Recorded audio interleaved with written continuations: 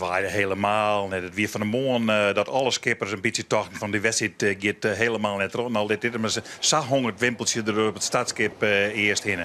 Hey, daar begint het wimpeltje wat te waaien. Gaat het wat de goede kant uit. Nou, er komt nou een wolkje boven de snitser maar. En dan is het helemaal klaar. Dan kan er stilt worden. Nou ja, de start moest eerst nog even uitgesteld worden. Maar dat koer. De route is gewoon 2 keer heen en weer op die snitser maar.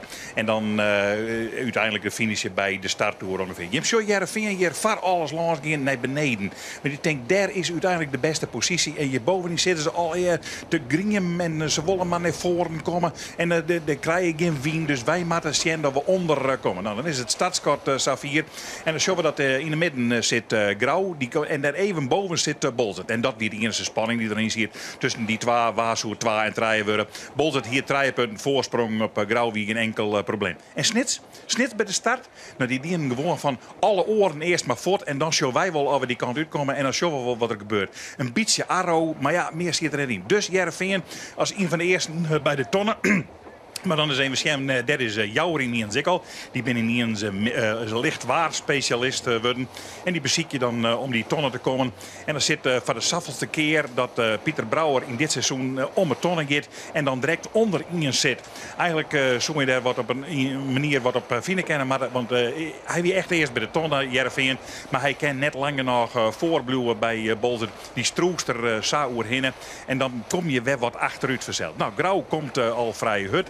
En dan komt de Drachten achteraan en daar zit Bolzert. Dus dat zit van Bolzert nog wel goed. Want meer dan een plakje zit er net tussen. Dus eigenlijk is Bolzert op dat moment nog de tweede in het klassement. Maar er gebeurde vanmiddag van alles en alles. Omdat het toch een beetje een win wie van dat wat aan het dwarrelen wie. En je wist net precies of je de goede slag wil keersen. En daar moest je heel bot naar je ziekje. Nou ja, dan je bijvoorbeeld in het rek naar de onderste ton aan Heerenveen en Drachten. Dan Safir wie Heerenveen Lauwzaken. Maar die wie Grauw ik hoor heen gaan. En Grauw die lieken ik nog op wij naar Joureta.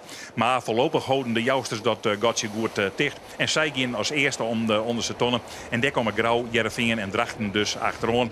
En dan zullen ze beziekje in dat cruiserekje naar de starttoer onder dat eiland. Met die vreselijke dingen lezen alleer die het net goed binnen. Daar zie ik je te komen. En als je dan de rest van het veld, dan denk je van die komt daar een half 4 voor. En Bolzert leidt in de buurt van Snits. Nou, dat mag je normaal altijd wezen, maar dan moest je bij Snits ik nog net werden, want het zit er wat achterin. Maar Snits, dat stoomt wel zo geweldig terug. Maar dan kom je al bij de tonnen. En dan zie je al dat je boven Bolzert zit, boven Was 1 zit. En eigenlijk ik boven Jenne Was zit. En die stoomt in één keer terug. En de oren die worden daarvan het slachtoffer vanzelfs. Want er zit geen beweging meer in te krijgen in die skippen. Nou, dan komen we bij de bovenste tonnen. Zit Jouren en daar zit Snitsen al. Dus wie in één cruiserakje dat Snits daarheen zielde. En Grauw en Drachten die moesten hem saf voorbij gaan leiden. Die geen enkel probleem voor Snits. Hij moest even een slagje draaien op de Jouwer. Maar koer er rustig achteraan gaan. En al die oren die mat maar wachten dat ze om dit tonnen komen. Zus Zuidwest ook maar nou weer wachtje voor al die oren. En ja, dit weer drama voor en Heerenveen en Bolzert zelfs. Wachtje.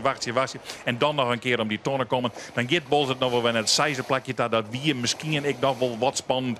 Maar meer ziet er dan voorlopig ik net in. En Heerenveen wie aan het oudzakje en Bolzert wie een beetje aan het klim. Maar het kwam maar net echt uit. De Jouwer en Snits dus voorop.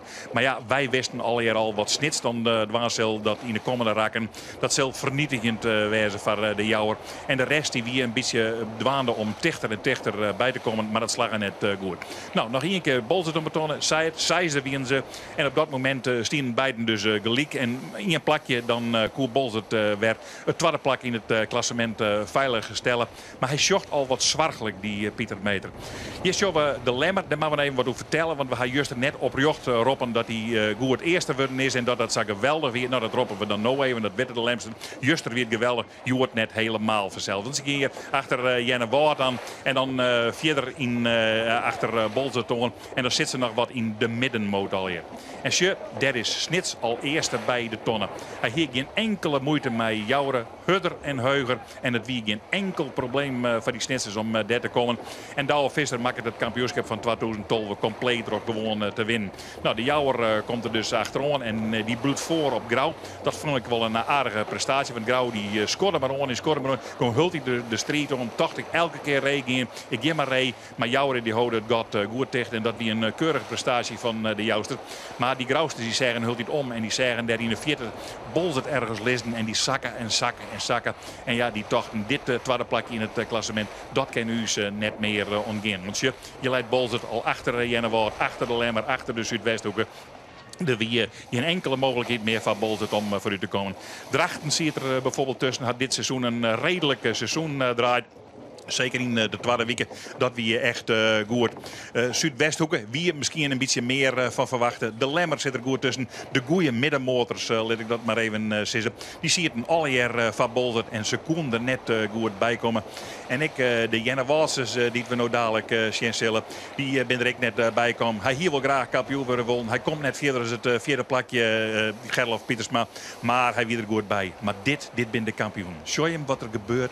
Ze gaan in het laatste heel wie ze raakt naar de finish en ze leest een heuvel naar voor. En ze blijven geconcentreerd tot het einde. Die scoort de man, die shot constant naar boven. Die bloedt net, gooit net zijn blik ergens oors in. Die vakkerman shot constant naar boven. Had wel een sigaret aan, dat is het enige wat het verschil is. Maar dan komen ze bij de finish en dan weten ze dat er geen enkel probleem is. Maar ze zielen terug tot het bittere einde, want dan is het goed. Nou ja, dit is geweldig voor zelfs. Dit kampioenschap is voor Douwe Visser goed voorzien. 4 overwinningen dit seizoen. En het is helemaal clear. En hij viel tot nu ik wel, ja, want die hem zullen direct even zien. Dan krijg je de eerste emotionele uitspatting van Douwe Visser die er wijst. En dat is deze dus. Ja, dan worden de blommen aan boord gebracht. En dan kennen ze die omhoog steken naar de meesten ta. En dan kennen ze weerom naar de bal. Onze Olympisch kampioen, hè? Scootjes in 2012. Nou, de commissaris, dus ik aan boord en we zitten ze aan de drank. De vrouwen die zongen, die geen enkel probleem. Helemaal feest. En dan de bemanning. Ja, de romers even omhoog. En dan is er dus zoveel drank aan boord kwam dat de commissaris van de koningin al een kampioenstrui aan had. Die zit dus takken hier ik bij diezelfde bemanning. Nou, intussen moest Douwe Visser nog finishen op het tweede plak. En dat betekent het tweede plak in het eindklassement. Want Bolzert kwam er die wordt net bij. Maar hij hier ook zo graag kampioen worden wil.